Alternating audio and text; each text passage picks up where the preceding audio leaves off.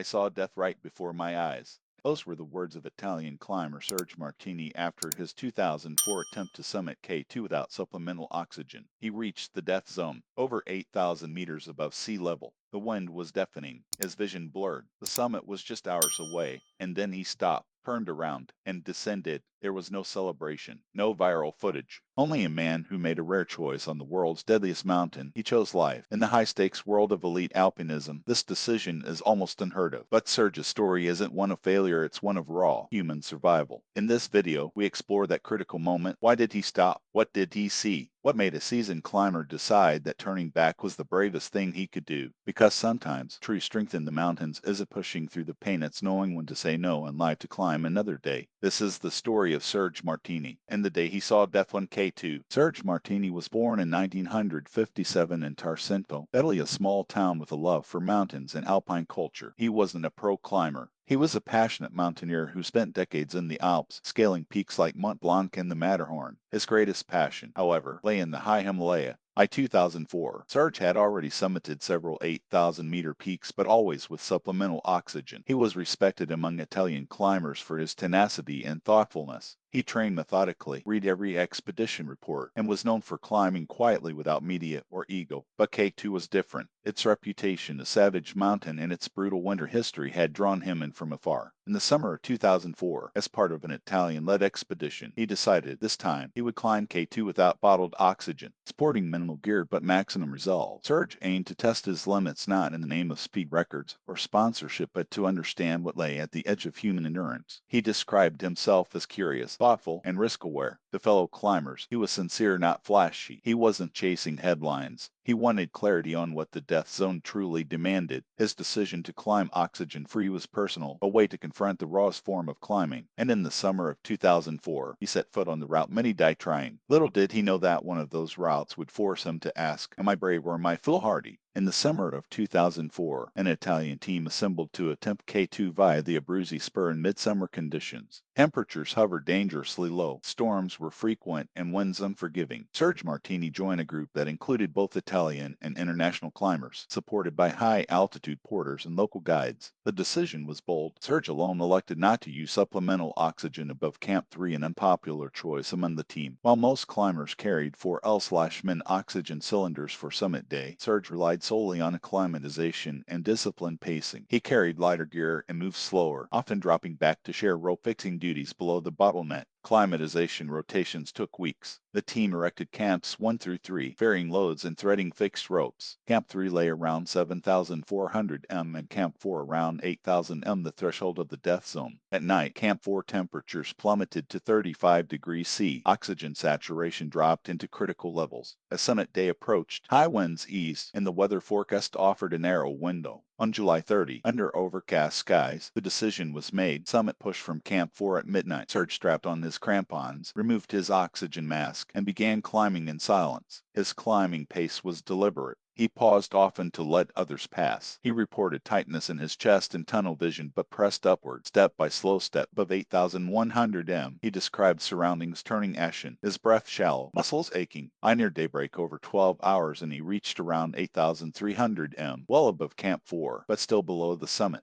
Other team members surged ahead and disappeared into the clouds. Serge looked up and saw roped strangers ascending dangerously close to Serac zones. The barrier between ambition and survival narrowed. Around 8:30 a.m. he felt profound clarity. Symptoms of hypoxia worsened headache, confusion, tinged hallucinations. Yet no summit rally point came. He was lucid. Life, not triumph, was now at stake. That's when he made the choice. Stop. With hands numbed, lungs failing, and no summit in sight, Serge turned down. He walked away from the highest point he'd ever reached, conscious, alive, aware. No oxygen summit, no descent collapse, just survival. It was a rare decision, in one of the most extreme places on Earth. Voluntarily walking away was not a defeat, it was a statement. Sergio Martini's ascent into the death zone was a journey into a blur of pain and clarity. Around 8 a.m., after hours of precise altitude climbing without oxygen, he pushed beyond Camp 4 at 7 7,800 meters into an environment where every breath costs you something. The terrain above Camp 4 is sparse, a steep slope, riddled with ice bulges and exposed Himalayan atmosphere. At those heights, the body starts to betray itself. Blood pressure drops. Muscles lose coordination. The brain cycles between thought and haze. Serge's ascent was paradoxical, physically degrading, mentally awakening. He described extreme cold. His hands felt hollow. His lungs burned. Vision tunneled. Colors faded to gray.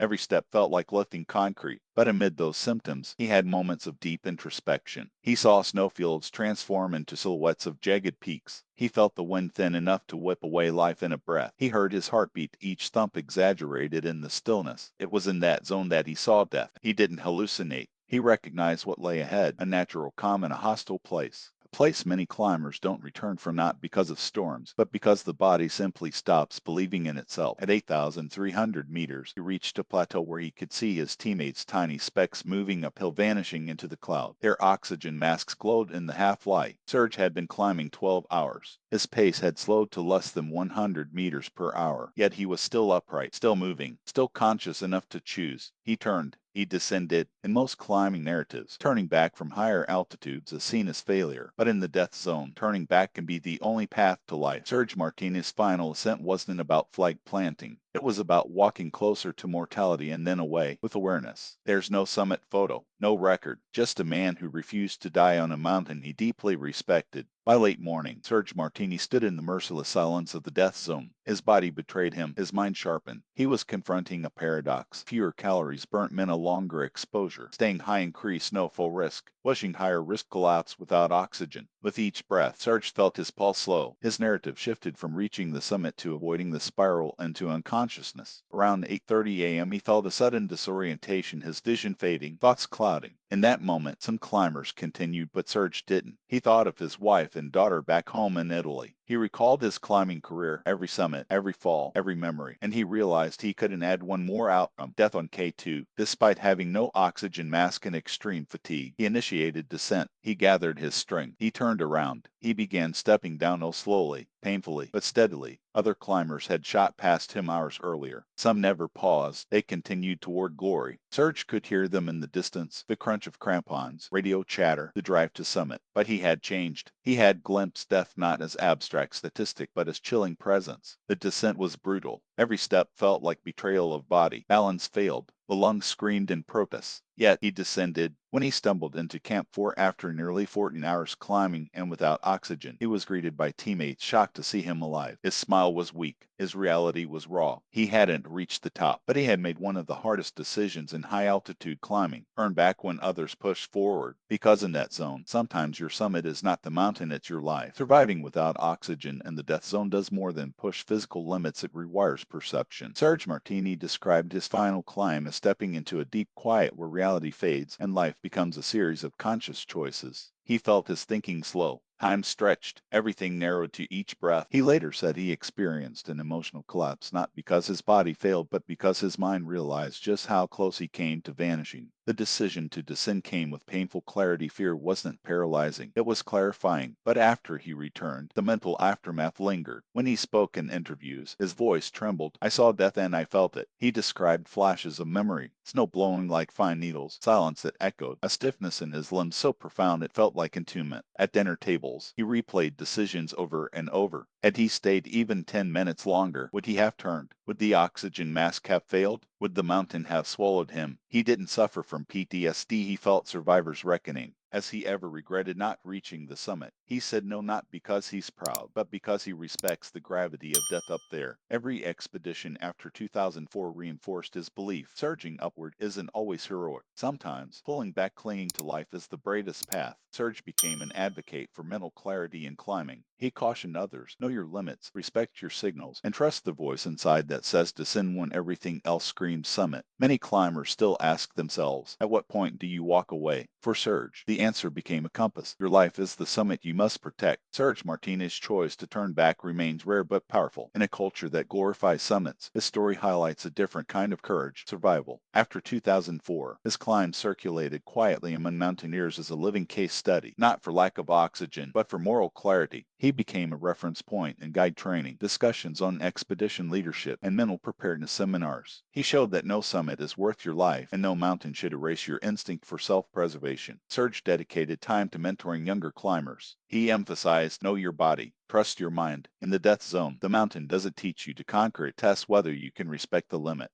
His decision inspired changes. Guides now include retreat triggers in their planning. Many teams emphasize psychologically informed checkpoints. Clear vision loss, confusion, or chest tightness are now agreed upon turning points. Ethical training includes examples of climbers choosing life over glory. Within Italian climbing communities, Serge's climb became an emblem of rational mountaineering. He earned quiet respect, not media attention, but admiration for saying enough when most keep going. He didn't publish books or chase fame, yet his mantra spread among seasoned climbers, saying no can save more lives than a summit can. Every year, dispatches from the higher peaks mention him as a voice of restraint. In forums and mountaineering lore, Martinez's moments are invoked to remind wilderness seekers that height isn't the ultimate value life is. And in his final climbs beyond 2004, Serge continued ascending but only on his terms. He respected when snow shifted, when winds whispered, when his vision dimmed turning back if the mountain demanded. His life continues to speak. Sometimes the point isn't the peak but staying alive to climb another. Serge Martini never stood on K2's summit, but what he gained that day cannot be measured in altitude. He faced the same crossroads every climber eventually meets: push forward or pull back, fight for glory or choose to live. And he made the quietest, most powerful decision. He turned around. It wasn't weakness, it was clarity. Because in the death zone, courage isn't proven by your highest point, it's proven by your instincts when everything is falling apart. Serge didn't become famous. He didn't trend, but to those who climb with humility, his story is a lighthouse. He showed the world that saying no at 8,300 meters can echo louder than any summit photo. He saw death and chose life. So if you ever wonder what real strength looks like at the edge of the world, it looks like Serge Martini taking one step back when everyone else kept going forward.